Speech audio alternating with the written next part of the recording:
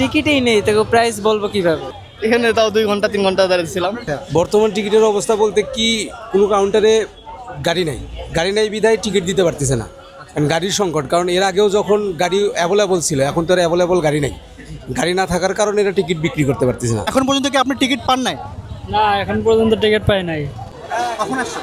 এই তো সকাল 9টার পরেই আমরা এখানে আসছি, কিন্তু টিকিট নেই কোনো কাউন্টারে। বলছে আগামী 2 দিনের টিকিট নাকি বিক্রি হয়ে গেছে, এরপরে টিকিট পাওয়া যাবে। টিকিট তো নাই 3 দিন ধরে, আমরা তখন যাইতে পারি না। তো আপনি কি এখন বাসা ফিরে যাচ্ছেন? জি, আমি এখন বাসা চলে যাচ্ছি ভাই। আমি টিকিট পাচ্ছি না, 7 দিন পর আসতে হবে আমার এখানে আবার। ঠিক আছে।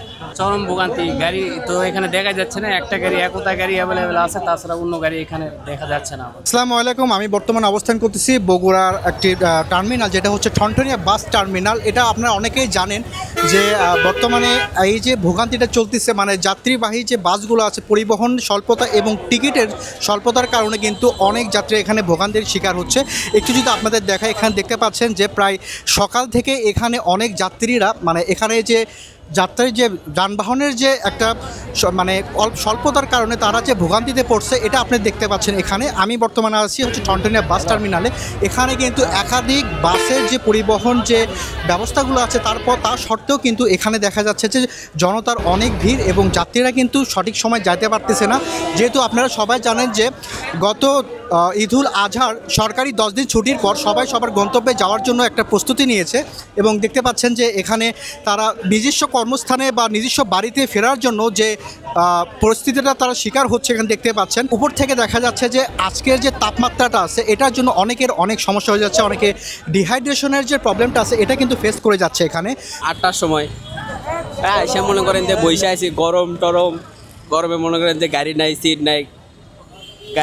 টিকিট পাইলে সিট পাওয়া যাচ্ছে না, সিট পাইলে মনে করেন যে টিকিট পাওয়া যাচ্ছে না। এরকমই একটা গাড়ি নেই, সেই সকাল থেকে এরকম বসে আছে দাম দর নিয়ে, জিনিসপাতি নিয়ে। তো এটার যে বর্তমান যে টিকিটের যে দামটা আছে, মূল্যটা আছে, এটা কি স্বাভাবিক আছে নাকি এটার ভিতর কোনো সিন্ডিকেট হচ্ছে? দাম সিন্ডিকেটের আছে, কারণ দাম বেশি আছে।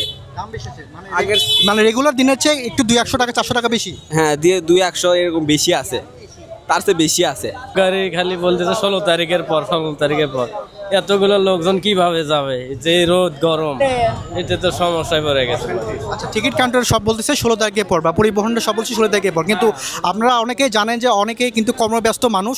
ঈদের 10 দিন ছুটির পর কিন্তু তারা যাচ্ছে কর্মের জন্যই, ঢাকা শহরে পাড়ি দিচ্ছে, এবং এটাই হচ্ছে তাদের মূল সমস্যাটা হয়ে দাঁড়াচ্ছে। কারণ অনেকের অফিস শুরু হয়ে গেছে, আজকে বৃহস্পতিবার থেকে শুনেছে অনেকের অফিস শুরু হয়ে গেছে, আবার অনেকে বলতেছে শনিবার থেকে শুরু হয়ে যাচ্ছে অফিস। তো এটা নিয়ে মূলত সমস্যায় ভোগান্তি পড়তেছে সব জনগণরা। আমারও শনিবার, জি, শনিবার থেকে মানে মূলত বোঝা যাচ্ছে যে যারা কর্মব্যস্ত যে মানুষগুলো আছে, তারা কিন্তু এই ঈদের ছুটি কাটানোর পর কিন্তু চলে যাচ্ছে নিজের গন্তব্যে কাজের জন্য, কিন্তু সেখানে এসে তারা ভোগান্তিতে পড়তেছে। পরিবহনের সঠিক ব্যবস্থা না থাকে, টিকিট না পাওয়ায়, এবং টিকিটের ব্যবস্থা না থাকে, কোনোভাবেই তারা কোনো কিছু করতে পারতেছে না। টিকিট এরকমভাবে পাওয়া যাচ্ছে না। আমি মানে ফোনেও যোগাযোগ করেছি, মানেভাবে টিকিট দিতে পারছে না। দেখতেছি টিকিট পাইছেন, মনে হচ্ছে ভাগ্যবান। তো এই টিকিটটা আপনি কীভাবে পাইলেন? ওই টিকিট কাউন্টারে যা টিকিট পাইলাম, অনেক কিছু।